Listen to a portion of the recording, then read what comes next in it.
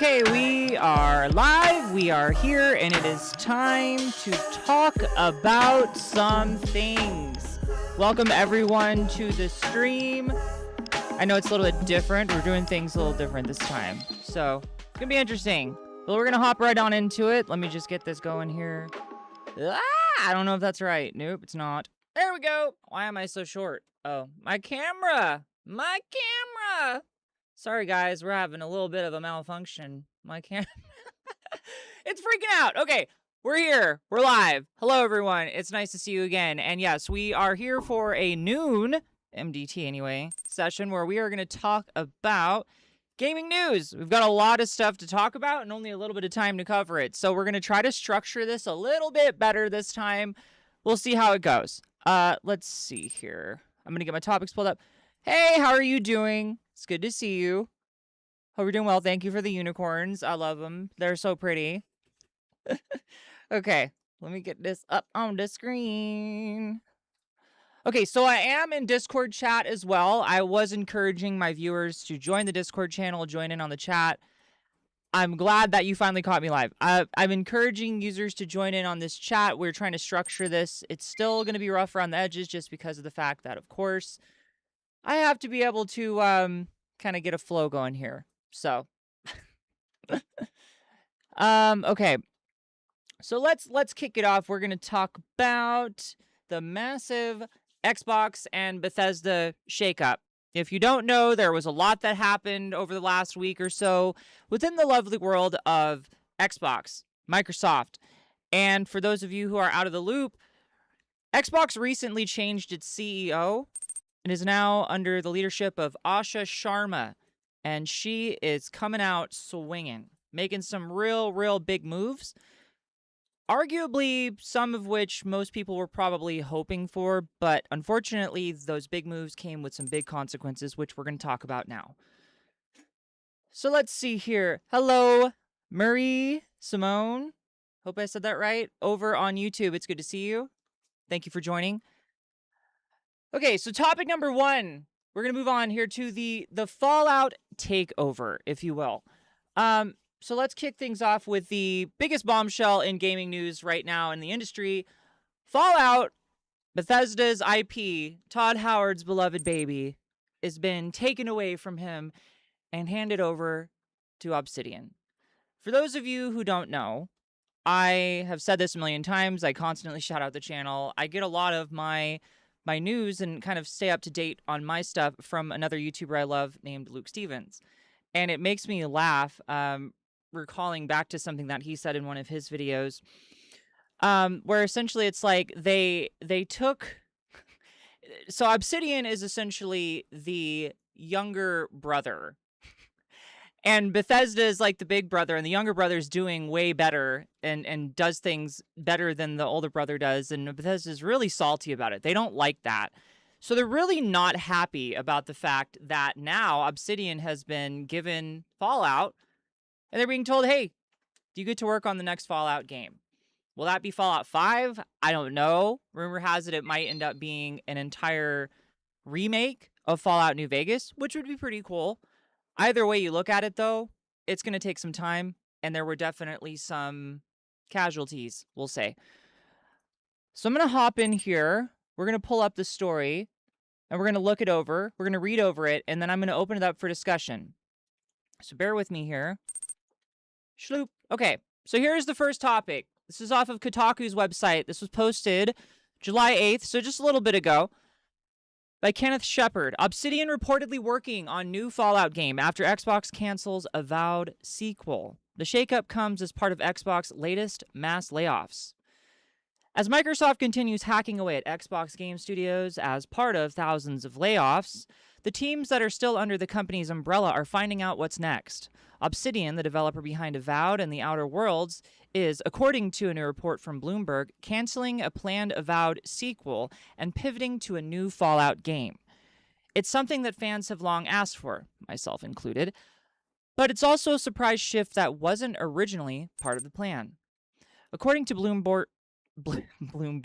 Bloomberg's sources, Studio design director Josh Sawyer will reportedly be leading the team on a new Fallout game. And if you don't know, Josh Sawyer was the one who originally headed the studio when New Vegas was in development. So that's a huge thing already right there. It's like it's a pretty big green flag, or at least it was probably a calculated move, if anything, to put him in that position because they knew it would get people excited like me. Which will mark the studio's return to the post-apocalyptic franchise after releasing the acclaimed Fallout New Vegas back in 2010. However, Bloomberg sources say the strategy is in flux and could change. Prior to this, Sawyer was reportedly directing an RPG that was similar structurally and thematically to Fallout, but wasn't actually part of the Bethesda-owned universe. That's interesting.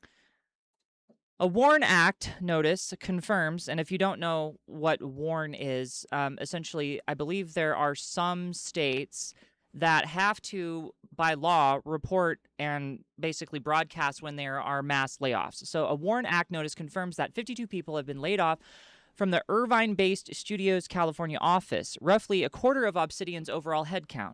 The now canceled avowed sequel was apparently on track to be revealed within the next year, but did not fit into new Xbox CEO Asha Sharma's strategy, presumably because avowed Pillars of Eternity is not considered a pillar franchise for the brand. That's actually kind of funny. Pillars of Eternity is not considered a pillar franchise. I like that. And the original game apparently failed to meet sales expectations. So essentially what's happening here is Xbox is coming in and saying, we want to focus solely on our big names. If it's not a big name and it's not making money, it's out of here. We're done. We're focusing solely on what needs to be focused on. Xbox was reportedly making like pennies to every dollar that they made. We're talking like 3 cents for every dollar. They were very, very bad. Phil Spencer was the CEO before Asha Sharma, and he was the one who came in and did the whole everything is an Xbox campaign and was like, you know, this your TV's an Xbox, your phone's an Xbox, everything's an Xbox. And unfortunately, when everything's an Xbox, nothing is an Xbox. So they tanked the brand. It was real bad when Asha took over, and now she's doing everything that she can to right the ship. The way Luke put it in a video I watched yesterday, was saying, basically this ship was sinking, and the entire time the ship is sinking, Phil's like, yeah, let's bring some more people on here. That's quite literally what it seems like. So it's pretty crazy. That made me laugh, so I wanted to share that. Anyway, the pivot to Fallout occurs as a TV adaptation of the franchise continues to be a hit on Amazon's streaming platform. But with Fallout 5 nowhere in sight as Bethesda continues working on The Elder Scrolls 6, Xbox under Sharma is reportedly looking to speed up development of its core franchise, which also include Halo. Bloomberg sources say that Bethesda will still be involved in the new Fallout project in some capacity, even as it continues working to ship TES 6, which is still years away from releasing, and possibly might be facing delays as a result of all these layoffs. We're going to talk about that, but we're going to move this on. I want to actually open this up for some conversation. So let me get this over here. Got my little breakdown here. Okay, so we're going to open it up. I'm going to have about, I've got 3 people in. I'm only going to need about 1 or 2 people is what we're going to have time for, but I've got a couple of questions I want to ask, so I'm going to open it up. Try not to talk over each other. Let's see here. If I can get this open up. Okay, all right. I've got the chat open. I've got Jork, a.k.a. Billy. I've got Kat, the lovely Kat, who is one of my mods, of course, the mod. And then we have Moss, Jermoss, who's also a streamer, in here with us. So I'm going to ask each of you a quick question, too, just to introduce you to the audience, because, as you know, this actually will end up being a video that will go up on the YouTube channel. I actually forgot to start recording, so we're going to do that right now. Okay, so we are now also recording, but that's okay. I'll grab the rest from the VOD. So first off with Billy, Jork, I'm going to get a short, brief little intro from you. I just want to know kind of where your finger is on the pulse of gaming, how long you've been a gamer, what kind of gamer you are, etc., etc. Just give me a short intro about yourself. All right, yeah. So real quick, I've been gaming for about let's see, I started when I was 2, so for 33 years I've been gaming. I started on the Amiga, and a game called Vaccine was my first game. But anyway, I pretty much play everything except for fighting and racing games, and the reason for that is I like them, I just suck at them. But I try to play everything where I can. And regarding the whole shakeup that we're seeing with gaming right now, like it kind of feels like an inevitable outcome because part of it, like, I'm pretty sure Bethesda has said this, and we also recently saw it with Baldur's Gate. Nobody wants to make Baldur's Gate 4 because they don't think they can top Baldur's Gate 3, and Bethesda, I think, at some point said, "We don't wanna make we don't wanna hurry up on and make the sequel to Elder Scrolls because we don't think we can do better than Skyrim." So, that kinda just leads to a sensation that it seems like they're all just sitting around on their hands and just trying to avoid it. Yeah, no, that's a great point, and I think you're 100% right. Thank you for sharing that with me. I do have another question I'm going to bring up so we can actually each have a little bit of coverage on the topic. I'll go ahead and ask you first, and then I'll move on to either Moss or Kat. So the question that I have here is this the ultimate redemption story for Obsidian or a desperate panic move by Xbox management? What do you think? I always wait with bated breath because there's so many factors that go into these things. There's a saying where, the measurements of the dosage determines whether it's medicine or poison.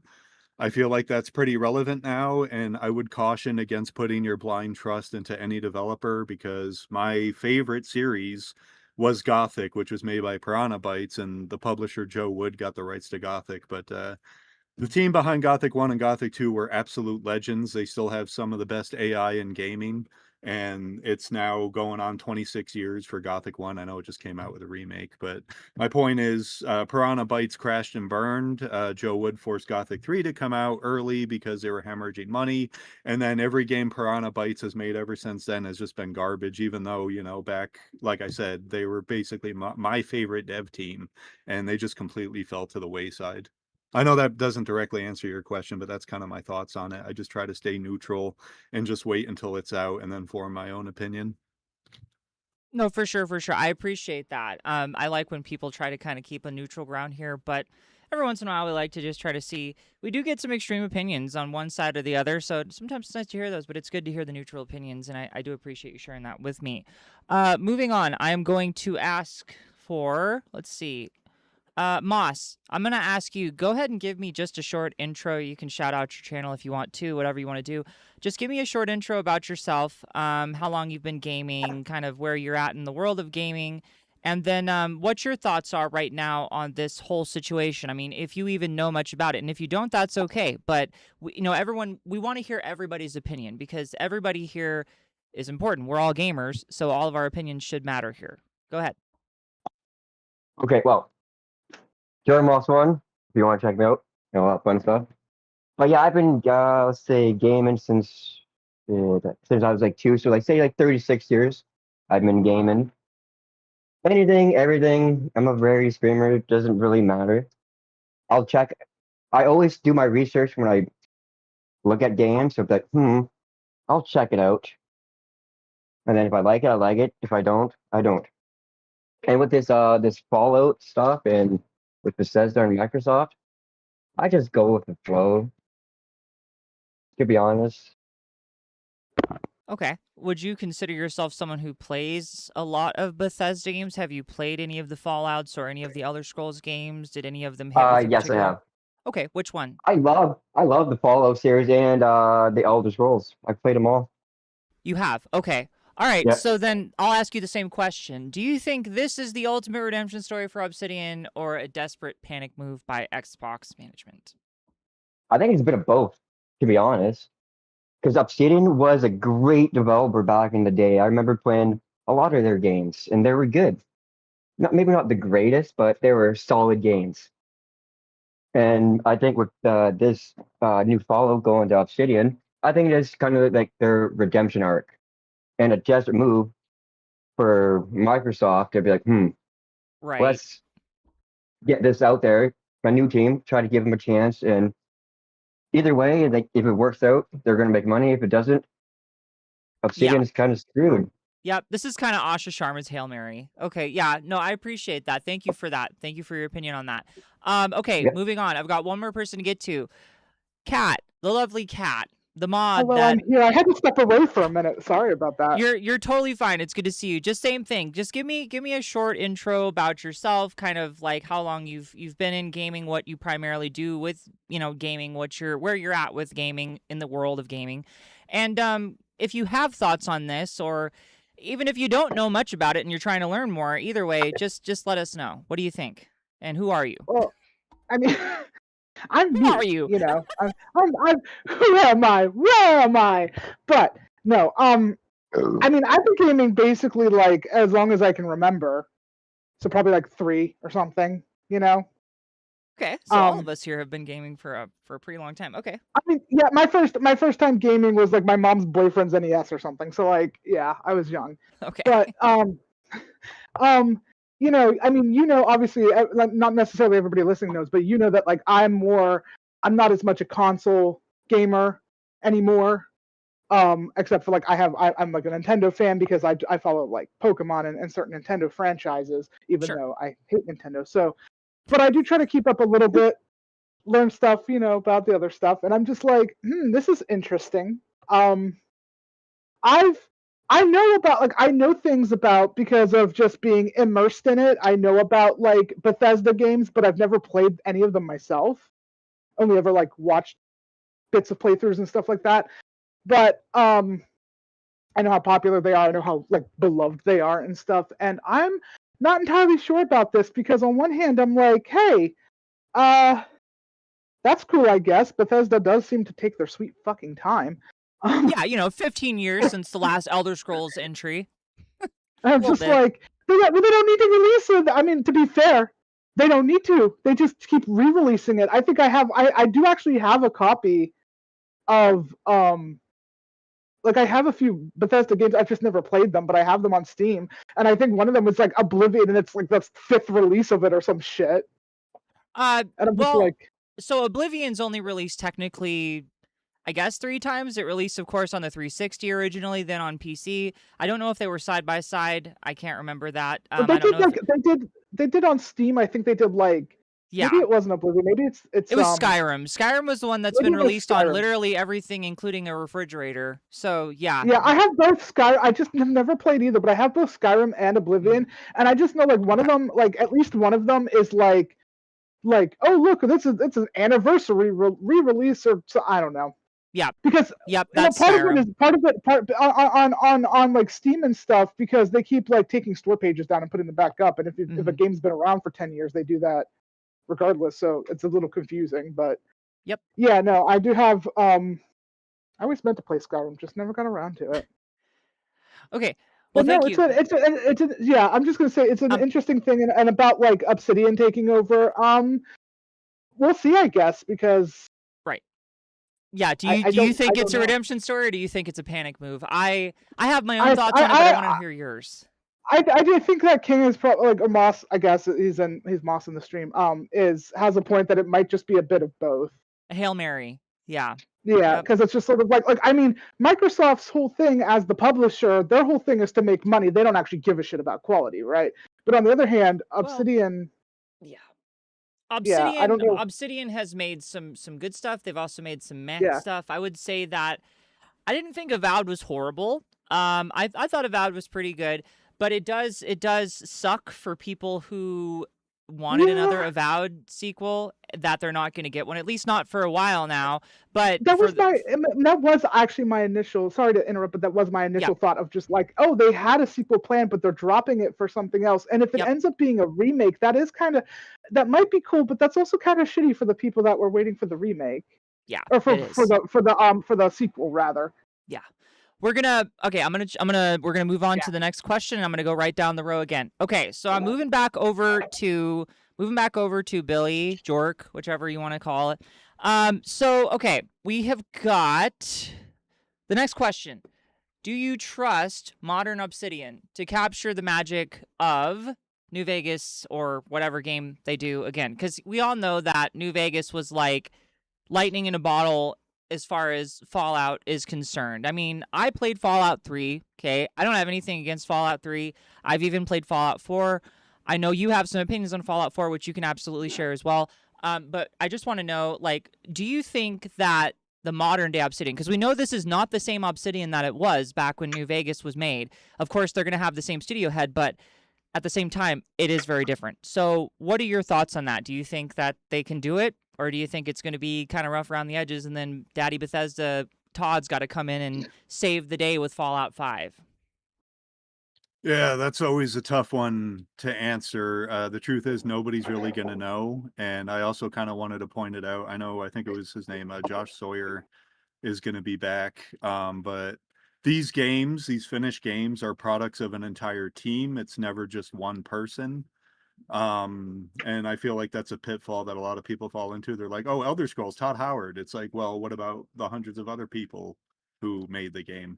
The truth is we don't know exactly the skill set and the harmony of everybody involved in this upcoming Fallout game. We don't know.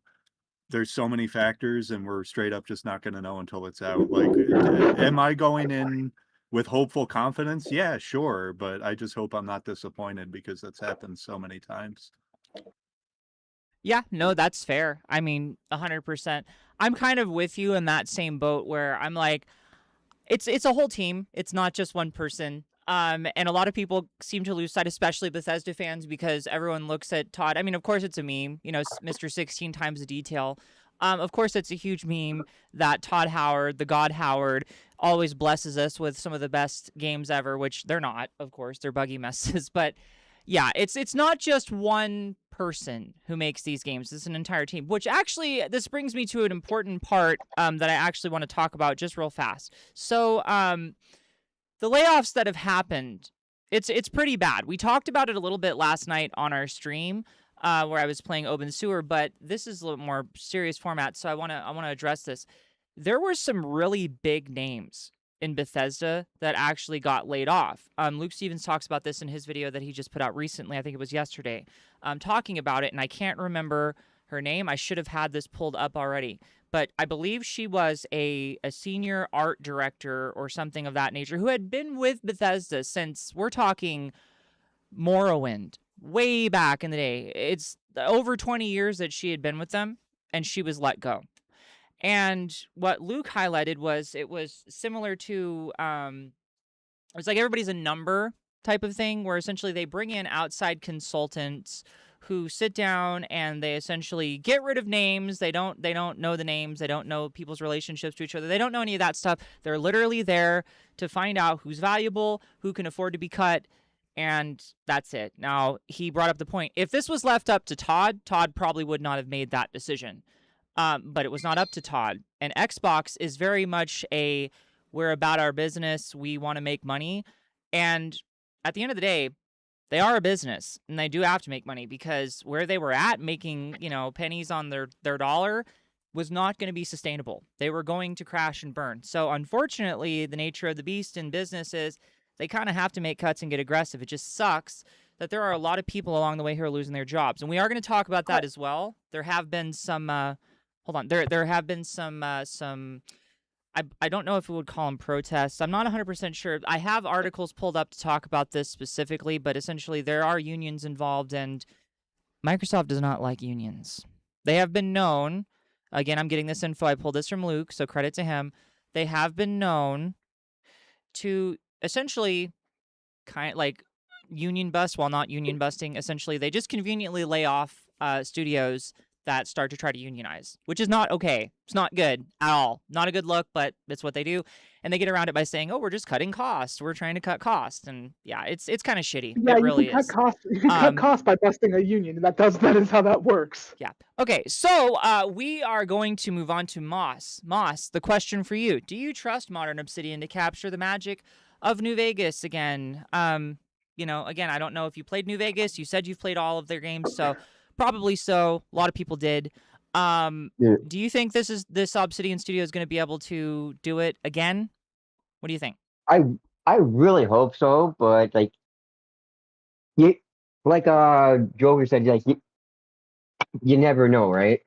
You never know if they're gonna recreate that magic or just create something that's decent, or it could be even better than the original.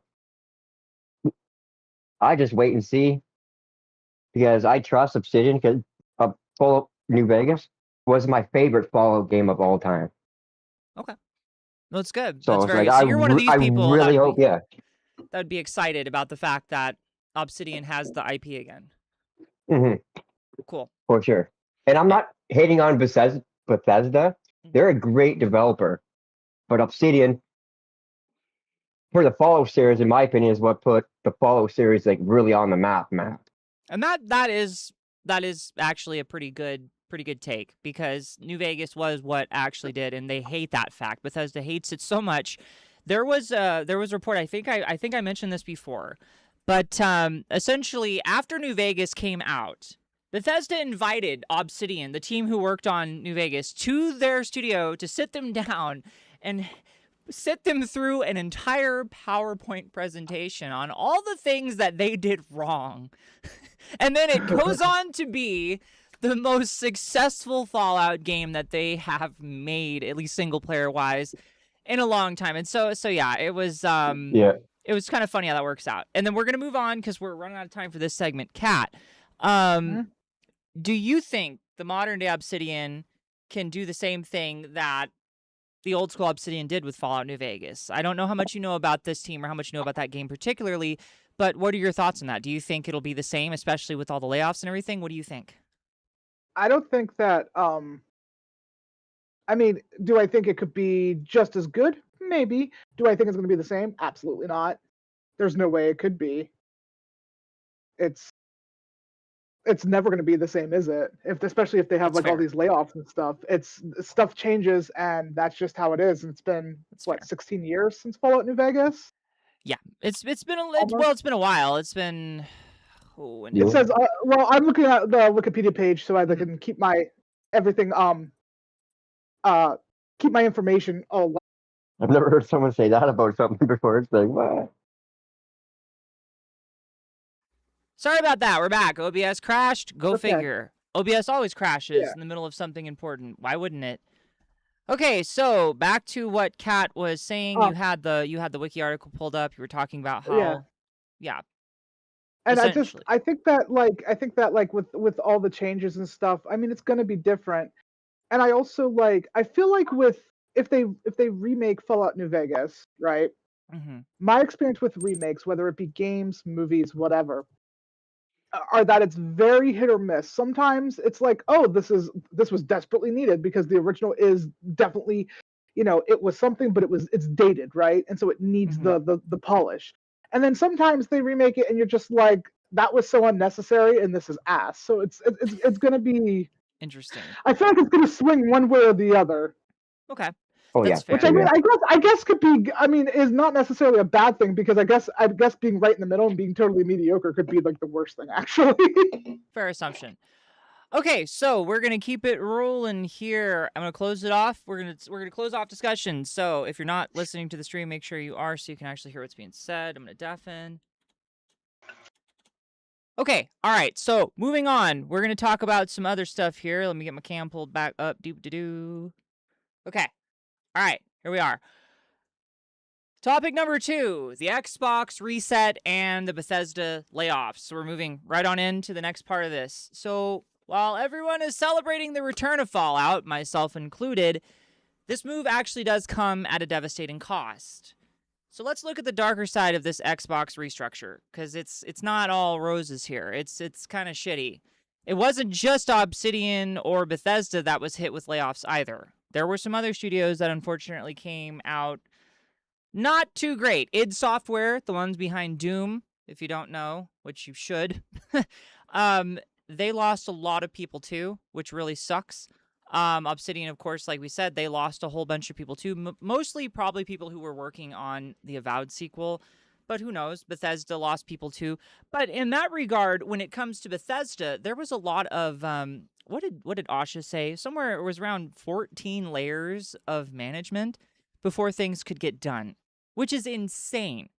They have to go through 14 people. That's a lot of middle management. So some of these layoffs were probably justified, but you don't know because some of it might have been the little guys getting cut, and that really sucks. So let's talk about that for a second here. Let's take a look and let's go further into this. So where is my... Here it is, from Pure Xbox. We're going to pull up this article. We're going to roll through this together. Xbox cancels Avowed 2 and puts Obsidian to work on new Fallout game. Yep, multiple projects said to have been dropped at Obsidian. So, a new report came out today about the future of Xbox Studio Obsidian, with Bloomberg's well-known reporter Jason Schreier claiming that the company will focus on a new Fallout game going forward, and not a sequel to Avowed. Schreier says that progress on Avowed 2 had been going well, and it would have been announced within the next year, but it doesn't fit into the new Xbox boss Asha Sharma's plans. Nevertheless, a small number of people will continue working on it until Fallout is ready, just in case it could be revived at some point in the future. So they're still retaining a small team. They still have people kind of working on it here and there. But for the most part, it's like it's on life support, realistically. I don't know if that's the right analogy, but I mean that's kind of where it is. It's like they're just enough to keep it alive, but we're not gonna like focus all of our time and attention into it. Instead, the focus now is for studio design directors Josh Sawyer to lead the new Fallout game. Although it's said the emerging strategy is still in flux and that it still could change. Obsidian also plans to keep working on new content for The Outer Worlds 2 and Grounded 2. However, Sawyer was apparently working on a role-playing game that's seemingly getting the boot along with Avowed 2. The belief is that Obsidian lost around 25% of its workforce as part of the Xbox layoffs this week, and this report does mention that multiple projects have been canned at the studio, although we didn't know of any of them publicly. As always, we warn you that this is just reported information and nothing is official, and even Schreier himself said the plans could change. That said, he's a reporter with a strong track record, so it's most likely on the money. So, we're going to move on. There's one more article here that I want to talk about as well, but yeah, so they lost quite a bit of people to this, which really sucks. The human cost here is, so Xbox eliminated roughly, let's see, I believe it was 1,600 roles. Let's take a look here. Where is that? I had it pulled up. Is this the one I'm looking for? Hold on a second. Yep. So this one was on NintendoLife.com. And it says here, yep, Xbox eliminated approximately 1,600 roles this week, with approximately 3,200 jobs to be cut by the end of June 2027. That's crazy. That's a lot of jobs lost. And you have to wonder how many of those are actual, like, boots-on-the-ground developers and not just middle managers, because you know it's probably a lot of devs, which really sucks. According to official documents obtained by GameFile reporter Steven Totio, Obsidian Entertainment is set to lose 52 workers as part of Xbox restructure. This includes 43 workers at the California offices and 9 remote workers. Bloomberg previously estimated it was around a quarter of its workforce. It's still pretty significant. That's pretty big. Yeah, so it's not great. It sucks anytime that anybody loses their job as a result of poor management. And that's realistically what a lot of this was. It at the end of the day, it doesn't matter how poorly the managers, did things, or it doesn't matter what mistakes the managers made, because those mistakes, ultimately, the consequences fall on the people that were hired as a result of them.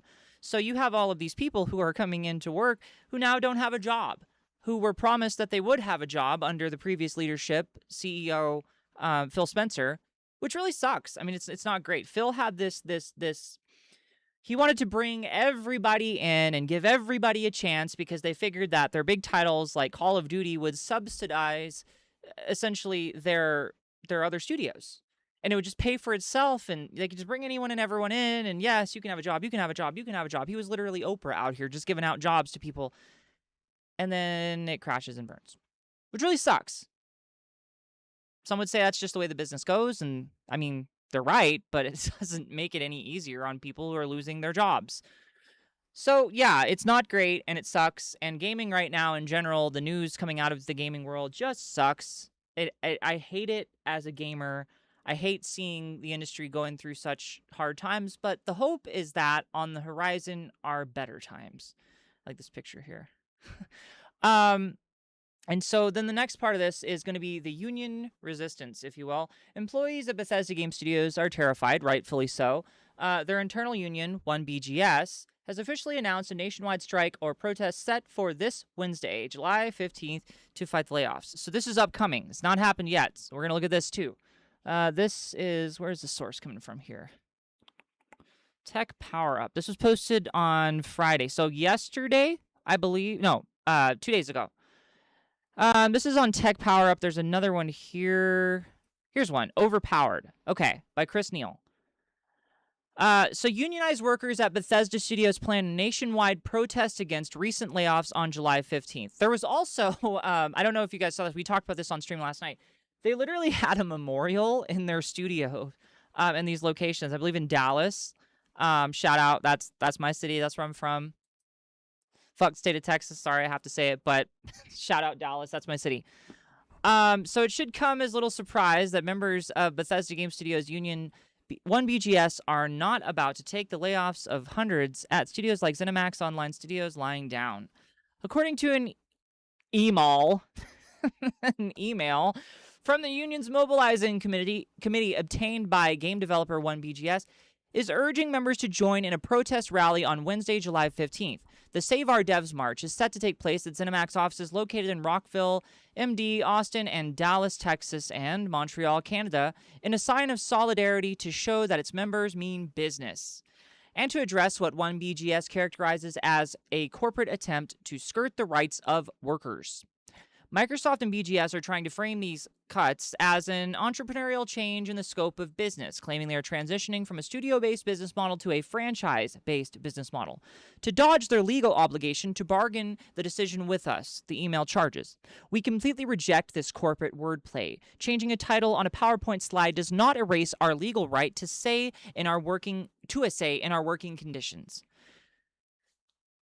So, yeah, this is not looking good. I don't know what I hope that this actually goes the way that they're wanting it to. It depends on how many people actually stand up and fight for what's right. And I think that it's 100% justifiable. As we talked about earlier, it's not right that Bethesda comes in and does, or Bethesda, I'm sorry. It's not right that Microsoft comes in and does these layoffs and puts people out of jobs who are unionized just to avoid having unions, which I'm sure some of this was, in fact, yes, it was a decision that was made to cut costs, but I also think that, yeah, 100% this was also, they were trying to get rid of unions because they don't like them.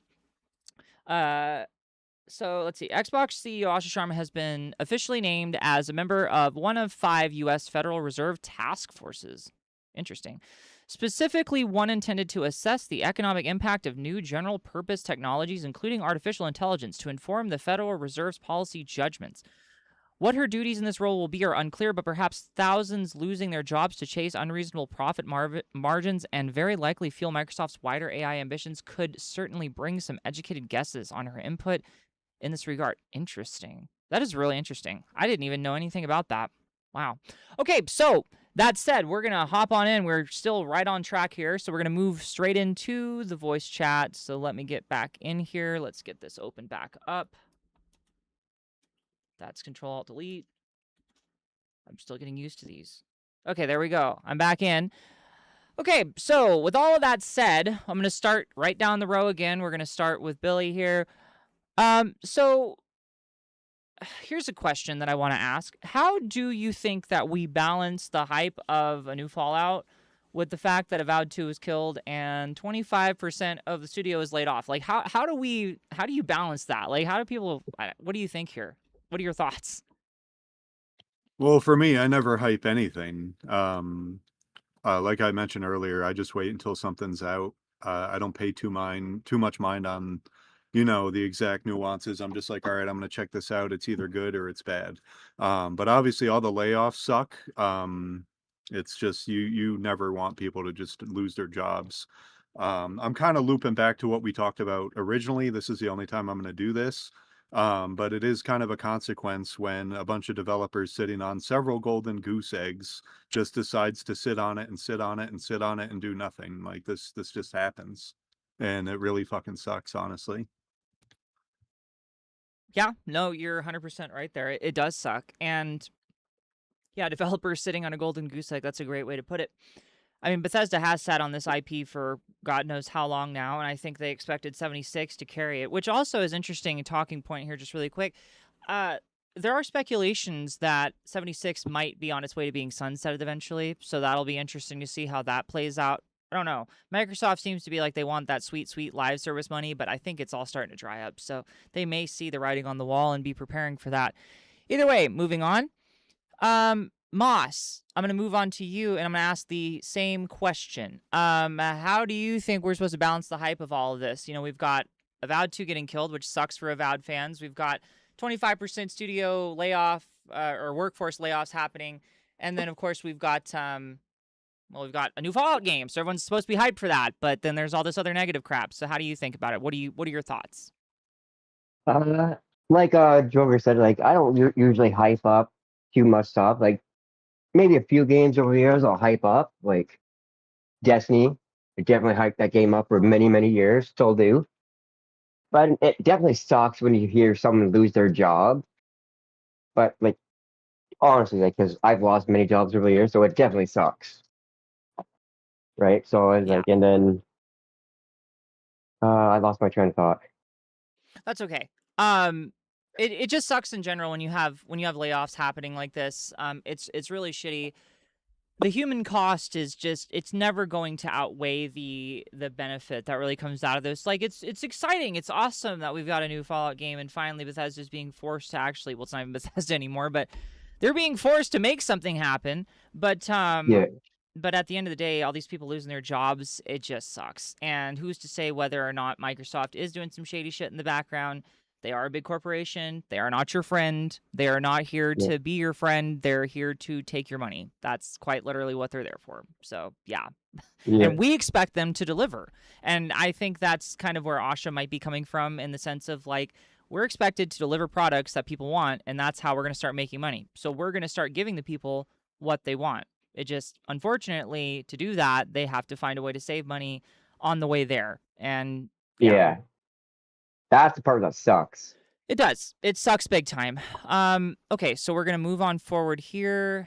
Kat, same thing. What do you think about all this as far as like, how are we supposed to balance all this out? People are excited, of course, for the new Fallout game being in production, most likely now by Obsidian. But then, of course, we've got lots of people losing jobs and games getting canceled that some people probably wanted. Like, where are you at with this? My opinions are, because I don't even play these games, right? Sure. But I understand people being excited. But at the same time, like even thinking about games that I do play and stuff, and stuff like this, say they were games I played and stuff, I'm too anti-capitalist for this to be like, to actually be like, yeah, I'm going to be hyped for this. I'm going to be like, no, the union should actually. I was like, we should have unions, and corporations can suck it. And honestly, Microsoft, they say they're cutting costs, right? I'm like, no, you're not cutting costs. I think that what they said is correct, that they're chasing unreasonable profit margins, and the people on the top are benefiting. Because I'm like, why not fire the CEO then? What's she getting paid? Who gives us, like, you want to cut costs? How about fire the people making all the money? Well, I think really where this comes from, and here's my thoughts on it. Okay, I agree that unions are good. Unions are very important. I Unions also are agree amazing. that corporations are out to get your money, and they're very greedy. I always try to stay somewhere in the middle with these thoughts. It's not the CEO, realistically, that should be faced. The CEO did step down. He was forced to retire, or did retire, whatever happened.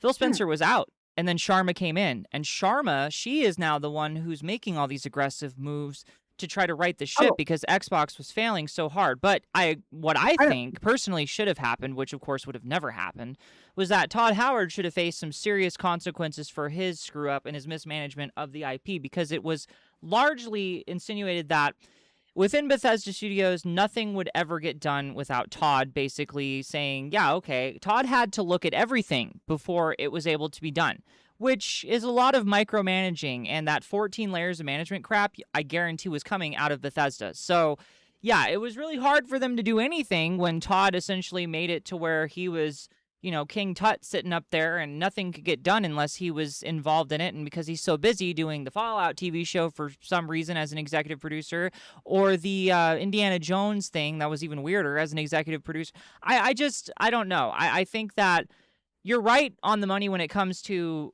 looking at the head of who's in charge. I agree 100%. But who it was is definitely, it should have been the leader of Bethesda, and that is Todd Howard. And then there was Emil Pagliarelli. I cannot say Emil's last name. I screw it up every single time, so I apologize. I'm not even gonna try. But Emil and Todd definitely should have faced some pretty big consequences for this, and they didn't. Unfortunately, a lot of other people did, and that sucks. So yeah. Yeah, when I say that, like, I think the CEO should just be. I just mean like everybody at the top, honestly. Sure. Like I don't think they don't actually do anything other than mess stuff up, and if they don't mess stuff up, they're still not really doing anything that deserves the paycheck that they get. I think So- Todd No, Todd Howard saying it's okay for people to miss things is definitely not the direction that people wanted, or that's not the thing that they wanted to hear, that Bethesda fans wanted to hear. And I think that's what triggered Asha Sharma to finally get aggressive and say we need to do something because we're losing our fans. And if we lose our fans, we lose this IP's value, and then it's done. Moving on, I have another question. We're going to go back to Billy here. So is the massive corporate consolidation of Xbox actively breaking these legendary studios? Do you think that this whole thing is going to screw a lot of these studios in the end, or what do you think? Well, considering id Software has already been on the chopping block, and those are literally the pioneers of first-person shooter games. And I want to say there has never been a bad Doom game. I know Doom 3 was kind of controversial, but I don't think many people would straight up say Doom 3 was a bad game. But the huge layoffs at id Software, I mean, that's like going up to King Midas and cutting them in a little bit so we can't have any more instant easy gold. Like, what are you guys doing? Yeah, no, 100%.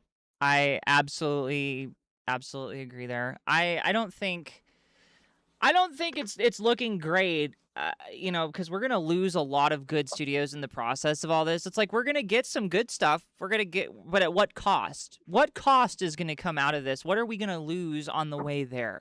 And in the end, are we gonna be able to look back and say, it was so worth it. We finally got a good, new Fallout game, but along the way we lost id Software. We've lost not even just out of Xbox. I mean, look at Sony. We've lost was it Blue Point Studio? We lost so many good dev studios as a result of this shit fest that has been the games industry over the last few years, and this corporate greed and this live service slop chasing. We've lost a lot along the way, and it's really upsetting, and it's hard as a gamer to be excited about the good news when at the cost of everything else we get that good news. It's crazy. And Moss, what do you think about this? I mean, do you think that this whole thing is kind of breaking these legendary studios up? Do you think that this is a good thing? I mean, what do you think about the cost here? I think it honestly, sorry language, I think it's bullshit that they're doing to this to the studios. And the little studios help make the big studios look good, and the big studios help the little studios look good. It's all like to me, your fucking family, pretty much, for the gaming studios and all the people that work for you, because they're gonna go home and be like, yeah, I just got fired from, say, Bungie or whatever. It's like, now I'm never going to touch Microsoft or any, like it's going to be detrimental to the gaming community to a point. But then they're going to make some killer games and make mad money again. So we're going to lose a lot. We'll gain new things. I mean, that is such as life. That is the vicious cycle. But it still hurts and it sucks, especially for those of us who have been gaming since we were, single digits, which that's all of us sitting in this chat right now. It sucks to see the studios that we knew and loved basically falling because of the fact that we have studios that have been, or studio heads rather, and CEOs and management in general that has horribly mismanaged all of this. It was, we knew that things like this were coming. I've talked about this for a month and a half, 2 months now, where we knew that things were going to start coming down the line, and it sucks to see what we're going to lose in the process. The hope is that a lot of these studios, it's not just with Xbox again, but that are losing, their funding, are going to get picked up by other publishers, and that some of them will be saved. But in the case of Obsidian and people who are working on Avowed, or people at Bethesda, who's to say what's going to happen there? I mean, I feel like they could have moved some of them around, but again, I don't think they wanted to.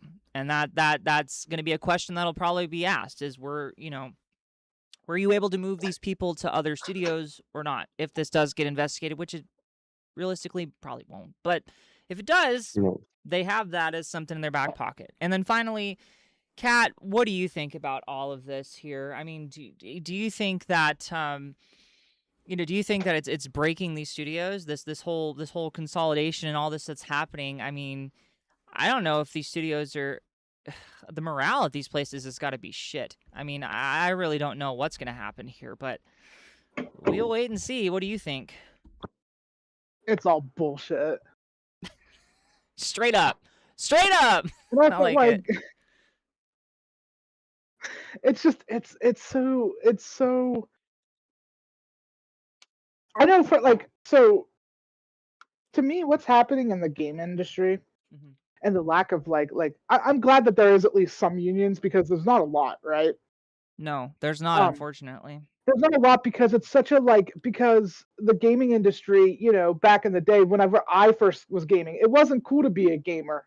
It was an NES, and it was that's the thing that the kids do, and the adults are just like, ugh. And and I think I'm the oldest one here, so technically I've been gaming the longest. Yeah, I mean, for sure, which is good. We've got people from all. I started on PlayStation 1, so.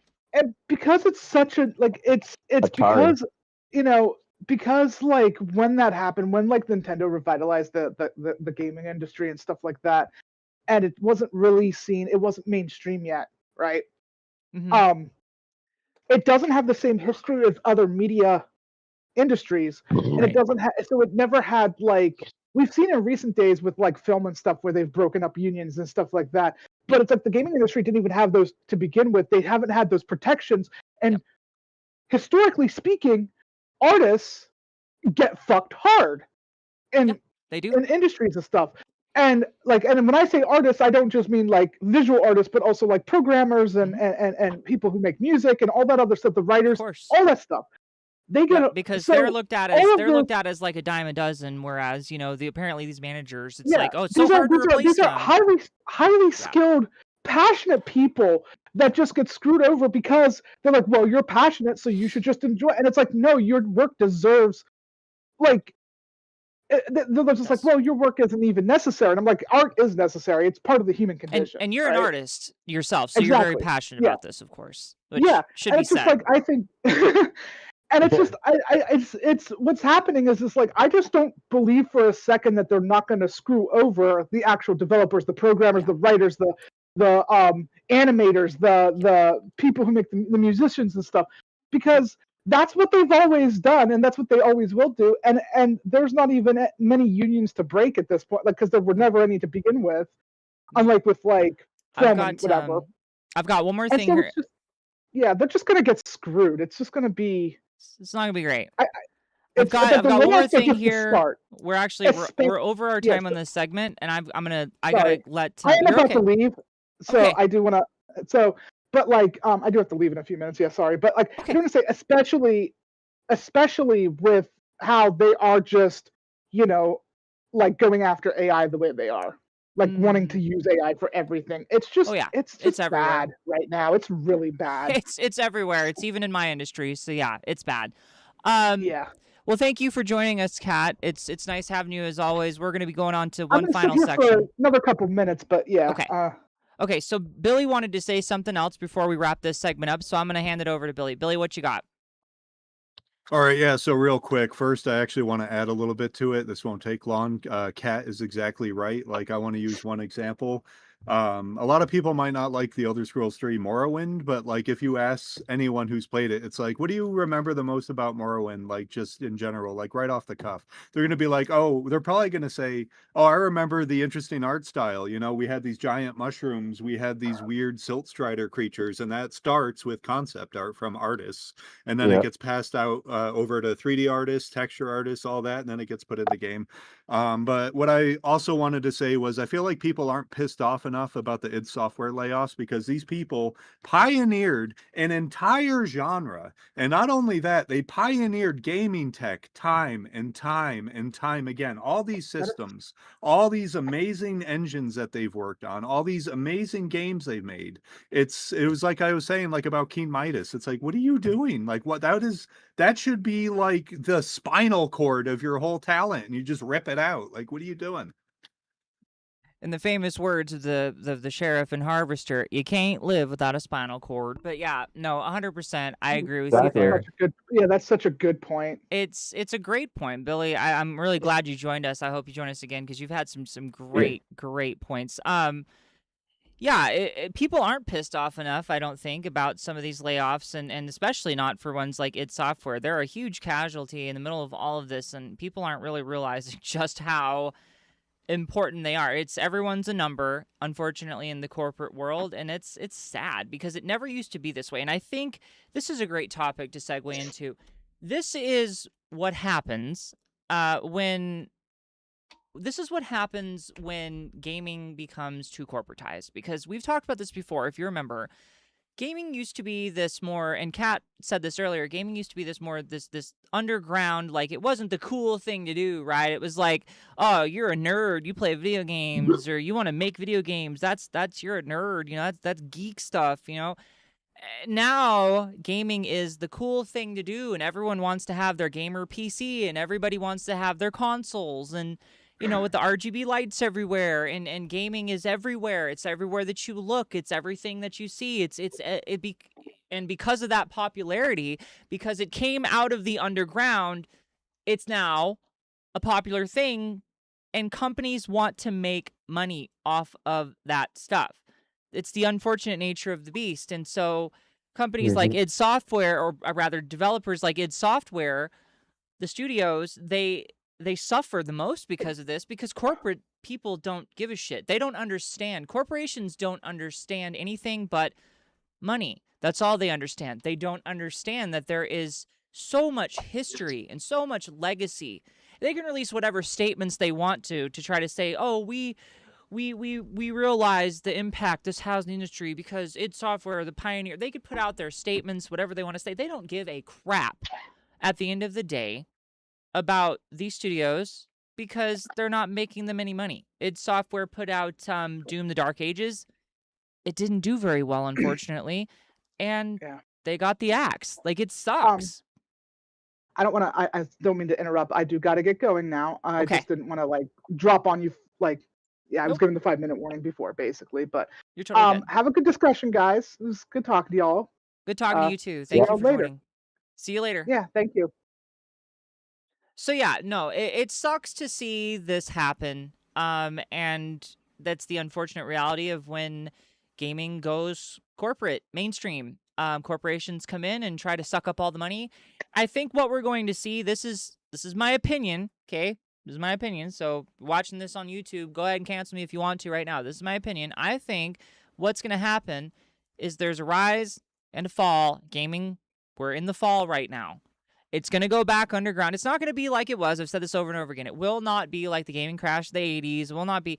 We are in the fall right now. I don't even know if it's necessary to call it necessarily right to call it a crash, but it is definitely, we are in the downward trend, and the corporations are trying to do everything they can to hold on and get that money.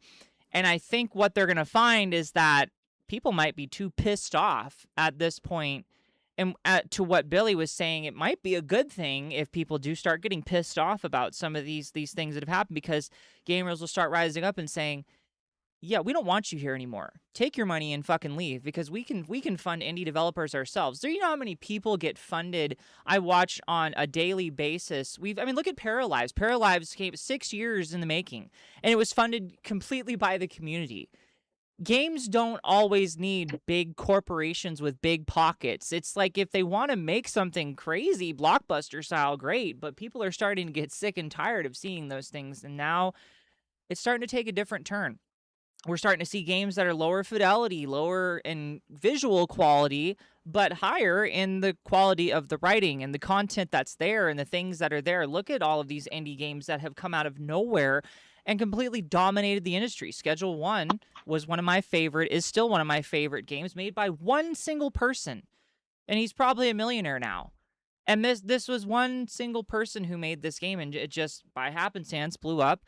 People are happy to throw money at game devs so long as they're actually doing the things that we want them to do. Corporations see that, and now they're thinking, maybe we should do that too. But the problem is that when you start falling for those things, it becomes a slippery slope.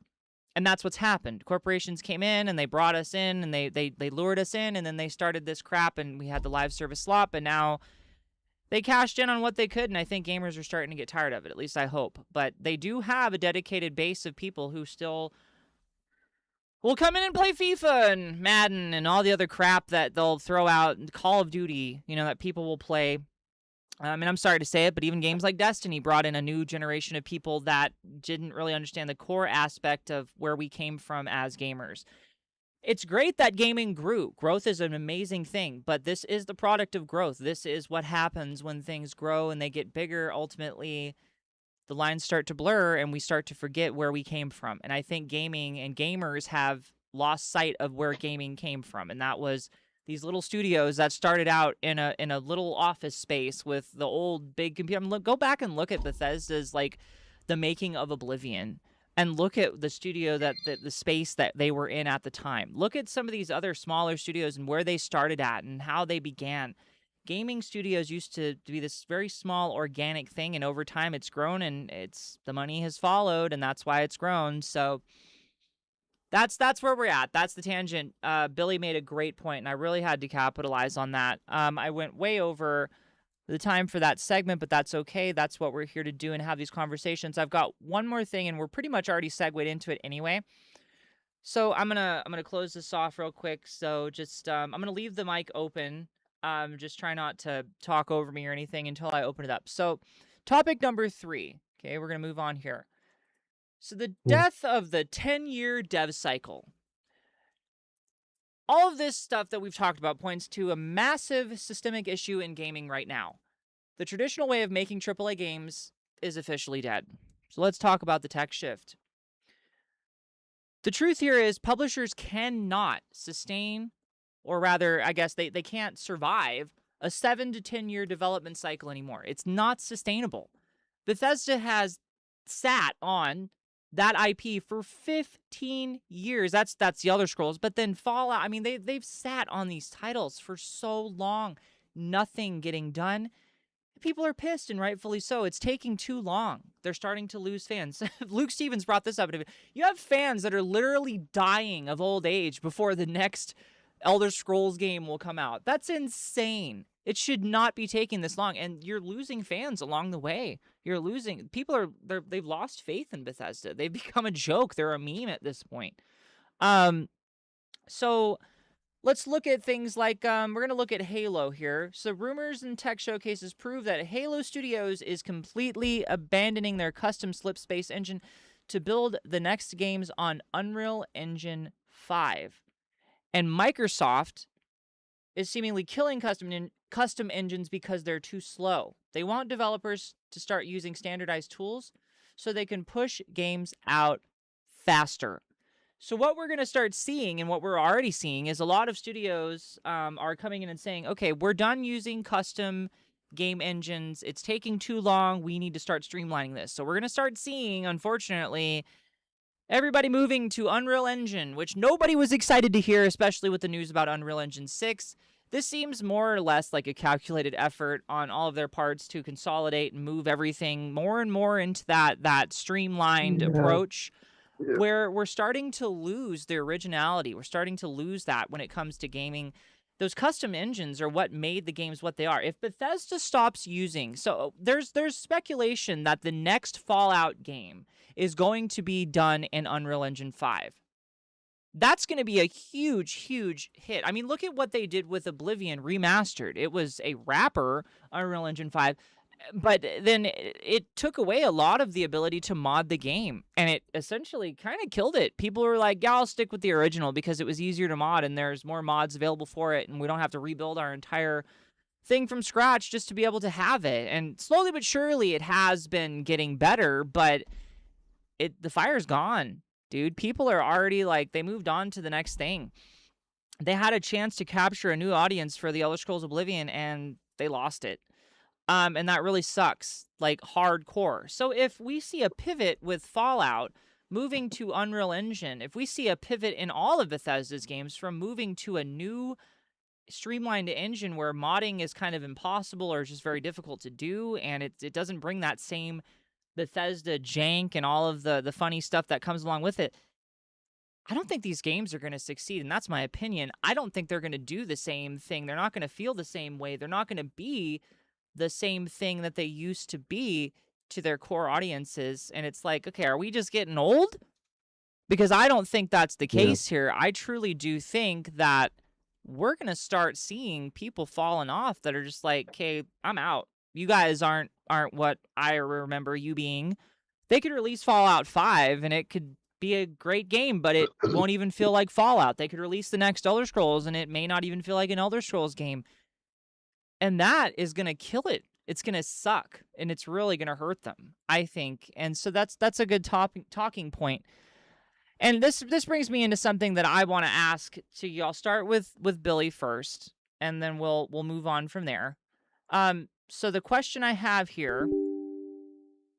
Uh-oh. Give me 1 second. I heard a ear sound. Great. I'm gonna have to look into what is causing this. This has been really, really irritating. Oh, yeah. Give me a brief second, guys. I gotta figure this out. Hold on. Yeah, no worries.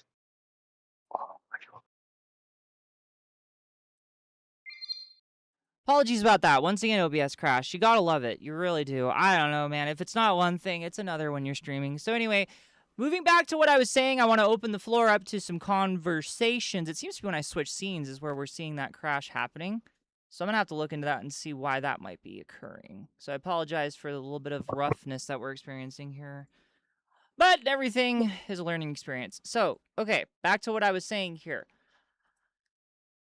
Billy, as somebody who has grown up with Bethesda games and who has been a longtime Bethesda fan, and of course who has, grown up with like Morrowind, for one, who's also played Daggerfall, would you rather wait a decade for a hyper-specific engine game like a Bethesda game or another Elder Scrolls game or Starfield or get games every 3 years built on Unreal Engine 5 so we can just continue to push out the next project? What are your thoughts here?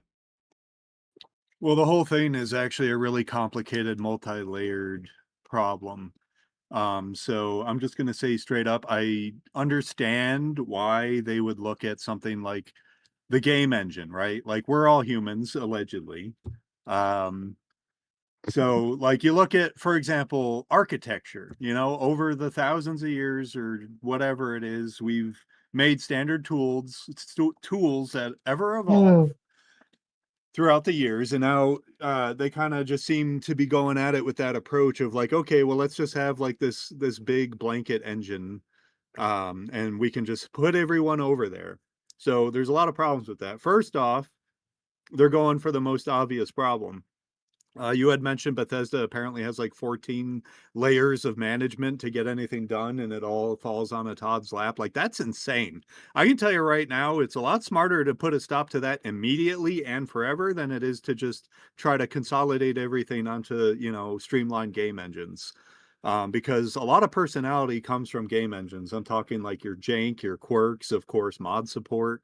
And I straight up think like if any game devs want to just like cut modding out completely, they're already just like on my shit list. Sorry for the harsh language, but mods keep your games immortal. They will keep your game selling 10 years over it. And if you don't allow the creative freedom for your player base to alter and share their modifications to the entire other player base, it's not a good look at all. I feel like this is going to become like a ship of Theseus thing where, if you're not aware of what that is, it's basically the thought experiment saying whether an object is the same object after having all of its original components replaced with others over time. So like, I really don't want that to happen. I really don't. I don't think it's going to be good for the industry. And I think if they want to come at that approach, they need to hire thousands of big brain programmers and consider all these avenues. And I feel like that would be the only right way to do it. But I think they're looking at the problem through the wrong lens, or rather for the most convenient, easy way out. Because like if people like Todd exist and they are like, okay, well, you have to do it my way, or I'm not going to work for you, I'd be like, all right, cool, there's the door, see ya. Yeah, no, 100%. I agree with you there, and I do think that I do think that you bring up some really good points here. How do you so here I'm gonna go off the script here. So do you think realistically that the next game will succeed? Do you think that even with Obsidian at the helm after everything that's occurred here, and especially with people losing trust for this studio at this point, especially with Todd involved, do you think people are going to automatically just get that trust back because it's Obsidian? Because a lot of people have been saying it's not the same Obsidian, you know, et cetera, et cetera. And Bethesda's still going to be involved, which is a big ugh. So, yeah, what do you think? Do you think the next one will succeed? I hope it does, but with all this tumultuous shakeup stuff going on, which while I agree it's what needs to happen, it's, you know, the dosage determines whether it's poison or medicine allegory, like I said before. I hope it succeeds, I really do, but you know, as an Elder Scrolls fan and not having an Elder Scrolls game since Skyrim, like when 2020 hit, I was like, oh yeah, we haven't had an Elder Scrolls game in 9 years now. All right, well, I'm just not going to give a crap anymore then. Like that's where I'm at with it. I know you mentioned Fallout, but you know that same thing can apply. I've never been someone who's influenced by fear of missing out. Like if a game has a limited time event with content you can only play for like a month, I'm like, okay, well, I don't even want to play it then because I already don't like you because you're, you know, gating off content. And trying to get people roped up. And it's just like same thing with live service. If a game is live service, I refuse to buy it. And that's a great stance to have. I mean, I'm kind of in the same boat where if it's a live service game, I don't really care to buy into it. That's just my personal choice. I mean, everybody has their choice, and I mean, what about if a live service game is free to play? Will you play it then? Will you try it then? So actually, yes, I've often said Warframe is basically like the only good free to play game. I mean, that's not entirely true. Path of Exile was pretty good as well. But like I would say Warframe, it's completely free. It does have premium currency, but the thing is, you can earn items like blueprints, schematics, whatever, and you can straight up go to the player base and be like, "Hey, I'll give you this really hard to get item if you give me some platinum." Platinum's the name of the premium currency. So I have played Warframe for a long time. I've not kept up with it in years, but whenever I needed platinum, I would just, you know, look at what I got. I'm like, all right, well, I'm sure someone will give me like 200 platinum, 50 platinum, whatever for this, and I can just save up and get what I want. It's a very, very hard line to walk, but I feel like Path of Exile 1 and also Warframe are the only ones I've personally seen and played because Path of Exile, it was just like, it kind of sucks. You only have like one stash tab or two or whatever it was. But you could buy more stash tabs for like $10. It's like, all right, well, considering it's a great full game that I didn't pay any money for, I'm comfortable with dropping like 10 or $20 because if this was a retail game, it would have been 50 out of the gate. So like I feel like there's very hard nuance, but yeah, that's my experience with them.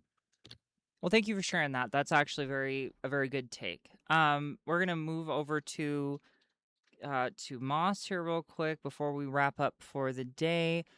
Moss, I'm kind of going to ask you the same thing here. I mean, how do you feel? Are you okay with waiting for another, like, however many, 10 years, like, for a specific engine type game? Or would you rather see games move a lot faster and lose a little bit of that personality probably on a, you know, everyone's running on the same engine type situation? I'm on the fence. Like, I will definitely not wait 10 years for a game. Screw that stuff. Like, in 10 years, I could buy 1,000 games. Sure, like if it's a game, like say like a series I love, yes, I'll wait for it to come out. I won't buy it at full price. I'll buy it like when it goes on sale because I'm not going to spend like $150 on, say, Red Dead Redemption 3 or whatever, or GTA 6, Right. Yeah. right? Like I will wait for certain like studios. Yes, like a From Like Software, Rockstar. like Rockstar is a great example. I mean, how long has it taken them to put out freaking GTA 6? God, GTA 5 yeah, came out, what, 2013? yeah, and Uh, like look at From Software. That's one of my favorite gaming studios because mhm. they make games where it's like we're not going to hold your hand. You figure it out or you don't play it. Yeah. Billy wants to say something else. Billy, go ahead. Yeah, so it kind of just popped in my brain. You were talking about how people will literally die of old age before the sequel to their anticipated series comes out. This is really sad. I don't know if any of you know Skyrim Grandma. Her name's Shirley Curry. She has a great YouTube channel. I don't think she plays Skyrim anymore, but I remember reading like 5 years ago, Bethesda flew her out to face scan her, and supposedly she recorded lines to like read the in-game books. Well, with how long the new Elder Scrolls is taking, are they still going to be able to use that face scan data? Like, when she unfortunately passes away, I'm going to be sad as hell. I love that lady. They won't be able to face scan her. They won't be able to get her for recording. Like, that makes me really, really freaking sad that the next Elder Scrolls game took so long. We might not even see that fan cameo of Shirley Curry in it. Like, that really upsets me. Yeah, and that's valid. That's something to definitely feel upset about and that's a really valid concern, and especially so if they decided, "Oh, actually, we want you to switch the engine entirely." You imagine it would delay Elder Scrolls 6 for God knows how long anyway. Because they'd have to redo everything and change their whole thing, which I doubt we're gonna see. I think they're saying that it's gonna be on their newest rendition of the creation engine, which you've told me before, it's not their engine. But yeah, so it's gonna be interesting to see how this plays out. I hope that Shirley Curry actually does still get to have her data, her face scan and all of her cameo in the game because she definitely deserves it. I remember watching the Skyrim Grandma for a long time too. I don't know if she still does stuff or not either, but that's a good point. And yeah, I don't know. Bethesda's taken way too long. They've taken way too long. And that's just the point that we're at. Moss, the final question I want to ask: do you feel like these games are going to start losing their identity as a result of what's happening here? I mean, how do you feel about all of this and what we're learning as far as what could be the possible future? I think the games nowadays, a lot of them have lost their personality as the whole developer. They just try to push stuff out. It's like, oh, this worked out last time in this game. Let's amp it up more in the next game. It's like, no, it's like I'm gonna reference Destiny for a second. Sure. Like Destiny 1, amazing storyline, right? Mhm. Everybody thinks it was the best of the franchise. Mhm. Destiny 2 comes out, it's still good, but it lost that authenticity of the original what they had planned for the game. Yeah. Yep, for sure. And that's what we see time and time again with franchises as they continue to live on and go further and further. It's happening with Bethesda. I mean, their games as they've come out seemingly have lost a lot of their soul. I mean, we look at Fallout 4. A lot of people didn't like Fallout 4. I mean, it's a decent game, but it's definitely not really the greatest Fallout game for sure. And I know, Billy, you said that Yeah, you've played Fallout 4 and you do enjoy Fallout 4, but you also realize it's not a great Fallout game. Yeah, no, that's it's yeah, correct. I really like the stupid stuff in the game, like building and scavenging for resources. And then apparently our player character is just a universal constructor, JC Denton from Deus Ex, because he can just somehow absorb all that material and instantly spawn a complex piece of machinery or a house. It was stupid, but I really loved it. And also, I want to mention id Software was wholly responsible for the gunplay in Fallout 4.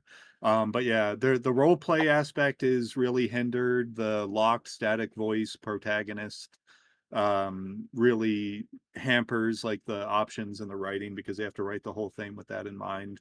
Whereas in games like Morrowind, you just click boxes and you were kind of just like meant to fill in the blanks yourself, which allowed for more topics and situations. But yeah, I love Fallout 4, but like I said, New Vegas is my favorite, just like Jermos. Yeah. Fallout 4 is a god awful Fallout game, but the weird mishmash we got, I love it. It's really Oh fun. yeah, it's so janky. That's what makes it so fucking awesome. Right? Exactly.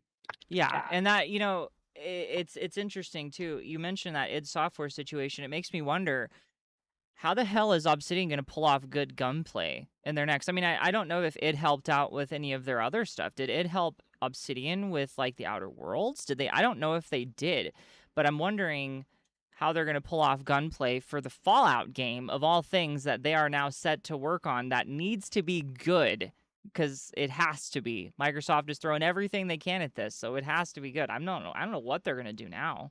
It's going to be interesting. I don't Yeah. know. We'll see. Oh, sorry, Moss. Go ahead. Oh yeah, like how like I was saying earlier about how games lose their personality the longer they go on. Like look at Halo 5. Oh Right? yeah, I yeah. love the Halo series. All through 1, 2, 4, 5 kind of fell off for me. I was like, it was good, but it was like it loses the personality of the Halo franchise. Yeah, absolutely. Billy, what did you want to say?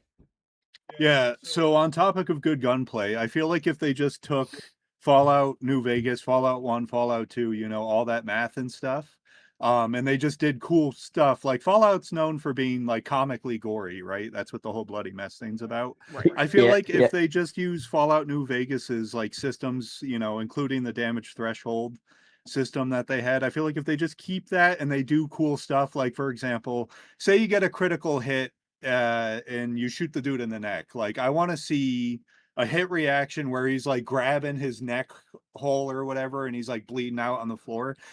Because a lot of games have shitty gunplay, in my opinion, because it's like you're shooting them with like BBs or something. Like if I'm shooting someone with a 44 Magnum in the torso, like I get it, it's an RPG and it should take multiple shots. I want the final shot that kills them to actually have a visceral response because it adds impact. And gunplay is more than just shooty shooty bang bang, it's the impact. Like you shoot a Yeah. rocket launcher, if it hits the ground, does it kick up a bunch of debris? If I shoot a rocket launcher at a stone wall, does like pieces of it come out? If I shoot a dude with a rocket launcher at like directly at his feet, does he go upwards in a viscera like display? Like I feel like that's just all they need to do, really. Yeah, I think they should no, take the gunplay, like shooting, from mhm. Sniper Elite. Interesting. Guys, like when you get that kill shot, like that one perfect shot, Mm-hmm. literally it does like a 3D scan of like the body. Oh, you're Like you'll talking see about, like it yeah. Yeah, I you don't see know actually if they could do that because of how Fallout has to kind of be like a real, I mean, unless they're doing VATs. Like if you're talking about for the VAT but system, that'd be kind of interesting. But yeah, I don't Follow did know. the same kind of thing though, right? Sorry.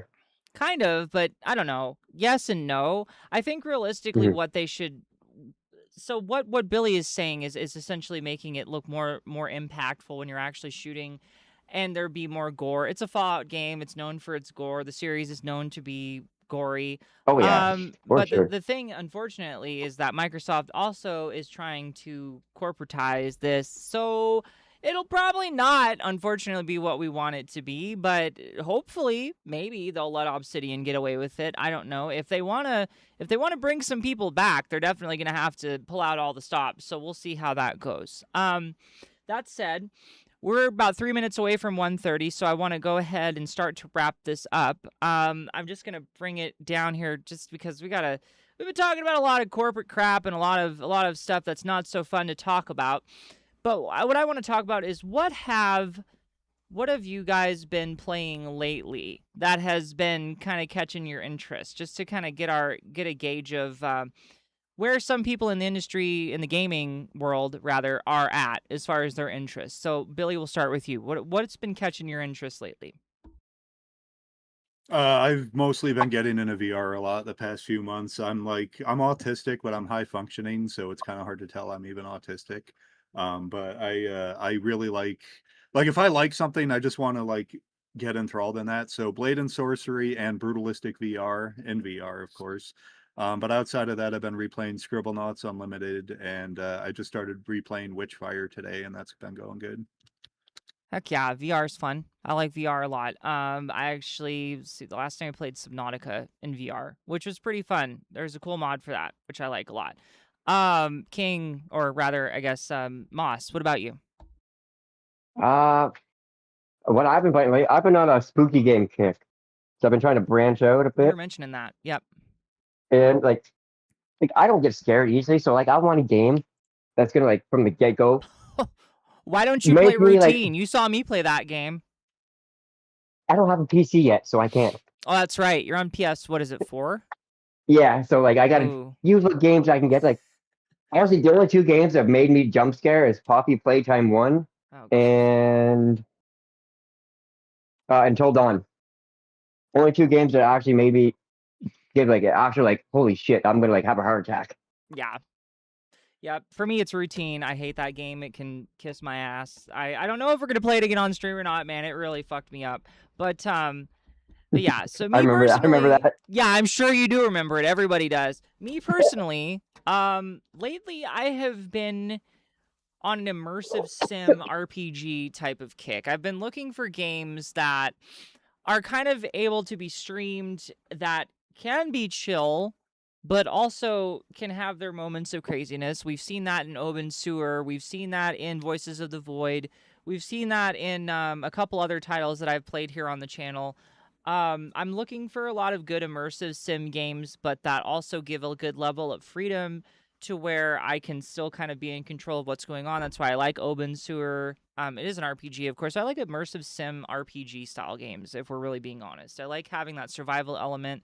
I like having the really like in-depth things to do in these games that keep me interested and keep me engaged. And I'm not really getting that from big studios lately, so it's a lot of indie devs that I'm really starting to kind of focus on. And for those of you who don't know about Voices of the Void, I will be streaming that again soon, by the way, for those of you that do know and watch me stream it.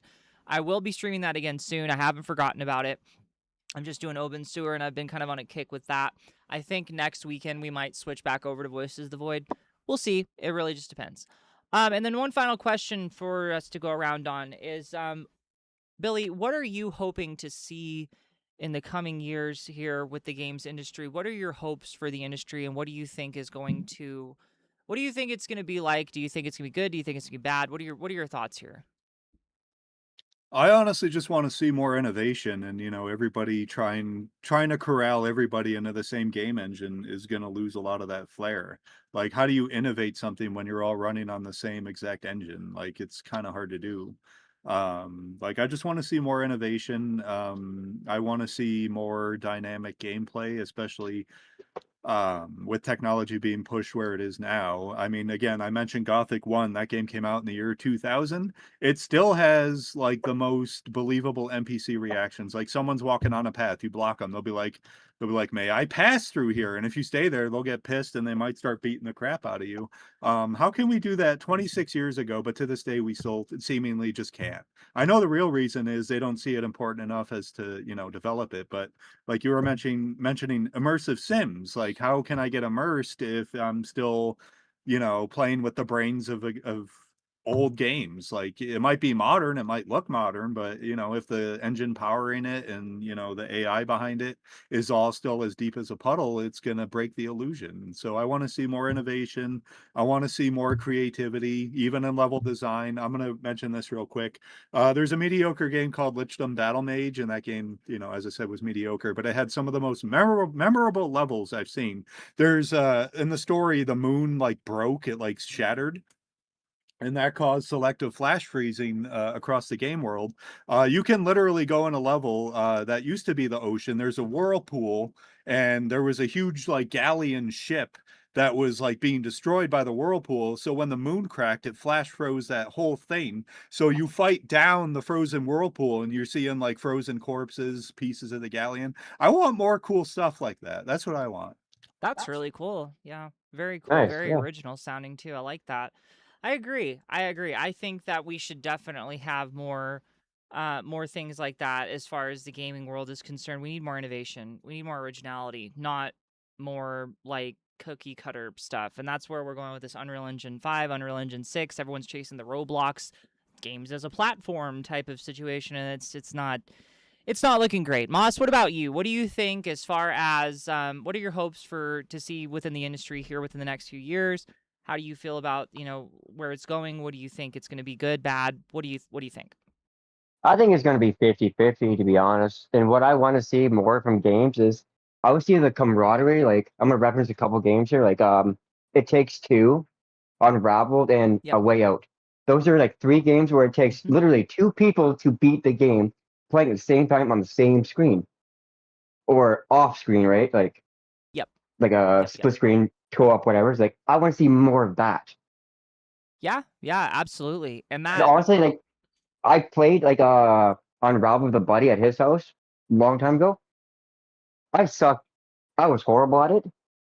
But like we were just goofing around, having fun. We didn't beat the game. We failed horribly, but it was still like that fun. Like you just couch co-op or from your house to like say like me and you were playing the game. hmm We gotta talk and chat. Like, okay, I'm gonna jump here. Blah blah blah. It's like catch me so I Yep. don't die. It's like yeah. It's like that's what I want to see more in games. I Not the agree. not the toxicity. It's like oh, it's like Yeah. well you fucked it up. It's like get good, kid. Yeah. I agree 100%. And in closing, I will give my thoughts. So, what I'm thinking, what I'm hoping.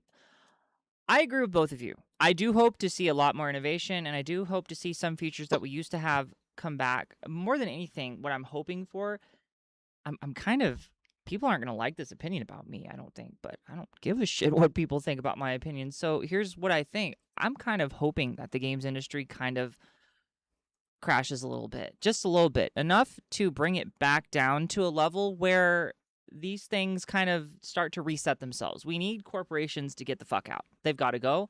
I understand that Yeah. they bring a lot of money and that they've helped us do a lot, but at the same time, if they're not going to continue to hold true the values of what we once wanted in gaming, what we once enjoyed about gaming, this is not old lady screaming at the clouds here. I'm being serious. Like, I am a passionate person. I care deeply about gaming. I do this very thing when I'm already a very busy person to talk about gaming news and share gaming with people online because I care so much about gaming.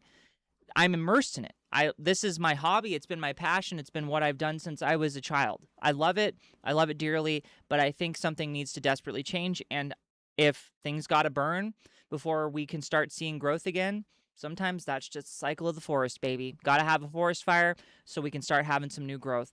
So whatever it might be, if we're losing these studios, it sucks, but we might see some good things come out of it in the end. There's always hope for a better tomorrow. I say that all the time. I always have hope for a better future. And on one final note, I agree heavily with Moss. One thing that I remember dearly growing up, I still to this day, we're still best friends. I have a best friend. We grew up playing games together. Every weekend, we'd go to each other's houses, and we were always going to GameStop and looking for games that were co-op. They had to have co-op because we wanted to be able to play co-op games together. And this was, of course, before the Xbox 360 when you had Xbox Live. This was on a PlayStation 2, so we wanted to find games that we could play co-op. And then even so on the 360, we needed to find co-op games so we could play split screen. Didn't have that. And I feel like that's a feature that's been lost a lot nowadays, and it really sucks because there are so many games that I've seen that would have benefited so much from a dedicated cooperative system built into it. And one game that I'm hoping that this is wishful thinking. I don't think this is going to happen, but there have been little subtle hints that have made me think maybe it just might be. I'm hoping that GTA 6 comes out and surprises us and says, oh yeah, Jason and Lucia, all this hinting at them doing things together. By the way, the game's going to have co-op ability, and you'll be able to play through the whole campaign together. That'd be awesome. And it would really draw some people in, myself included, even more so than I already am excited for and drawn into it. I think it would revitalize some of that excitement that I've had lost due to what's happening right now in the industry as a whole and this whole discless crap that's going on and everything else. But anyway, I would be very excited to see a feature like that kind of shadow dropped into the game, which, again, it seems like they've hinted at it a lot. I mean, they show Jason and Lucia together all the time. They talk about you can do these activities together, but they haven't outright said the game's going to be cooperative. So I'm hoping that during the big reveal, when they finally put out trailer 3 and it's the launch trailer, somewhere along the lines, they're going to announce, oh, by the way, another person can hop in and play with you. That'd be crazy. Be an awesome announcement. But yeah. that's my thoughts. So, in closing, we're going to go ahead and we're going to end it here. I appreciate you guys so much for being here. Kat, thank you for being here earlier. Billy, it's been nice to have you in here. I hope you plan on joining us more. We will do this every Sunday where we talk about news and things. It won't always be this dark, I hope. We'll want to talk about other topics too. I don't know if it'll always be relevant gaming news because sometimes there's nothing happening. I mean, there's always something happening, but there's just not enough to talk about. Right now, a lot of shit's happening, so it's easy to find things to just talk about. But eventually I'd like to go on tangents and talk with my audience about their favorite games and some of the stuff that I don't even know about and kind of learn together as we explore and learn about these things. So thank you for joining. And of course, Moss, it was great to have you here again. Hope you continue to do so. The plan is every Sunday around noon, we're going to be doing these. That's MDT. So yeah, if you're on Central Time, that's, I think 1 hour. I think I'm 1 hour behind you. If you're EST, I believe I'm 2 hours behind you. You get the point. It's MDT. Just look it up on Google if you don't. 12 p.m. MDT is when we're going to be doing these streams. So hopefully you guys all continue to join. Hopefully we can get even more people. Tell your friends. Bring some more people in here. Whatever you want to do. But yeah, we're going to end it here. So I'm going to do my outro. I will be RB. Just a moment, guys. If I can get it. There we go. Cool. All right. Thank you guys so much for watching. I really do appreciate you being a part of all of this with me. Thank you once again to Billy and Moss and Kat and anyone and everyone else who has been a part of these conversations with me along the way and all the other streams that we have done here. This has been an awesome time. I'm actually really excited to finally start getting a handle on this format and start having it find its footing. I think this one's gone really well. This will be a recorded YouTube video. This will be up on the GirlGoGrr YouTube channel where I go and edit and cut all the parts out and we get it into a coherent video that we can then put out and show to the world. So all of you who are involved in this project, you will be a part of these videos. So please feel free to join me. Join me on the GirlGoGrr on Discord. I have it on my my link tree. You can find it on my link tree. Also, be sure to follow me on Twitch. Subscribe to me on YouTube. Check me out on Kick. I'm literally almost everywhere I could possibly be as far as social media, except for Twitter. I'm not calling it X. I don't care if that makes me delusional. Anyway, I've been GirlGoGrr.